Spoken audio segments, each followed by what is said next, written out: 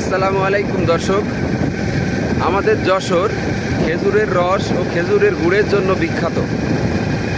গ্রামগঞ্জে যেদিকেই যাবেন শুধু দেখবেন প্রচুর পরিমাণে খেজুর গাছ।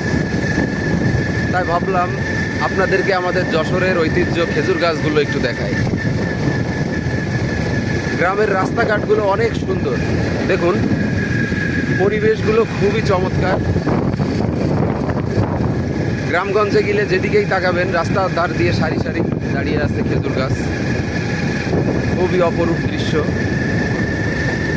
গ্রামের রাস্তাঘাটে আপনারা যারা শহরে থাকেন আসবেন ঘুরতে, আশা করি খুবই ভালো লাগবে। গ্রামের রাস্তাঘাটগুলো খুবই সুন্দর, সারি সারি হয় তালের গাছ দাঁড়িয়ে আছে অথবা খেজুর গাছ দাঁড়িয়ে আছে রাস্তার দুই ধার দিয়ে।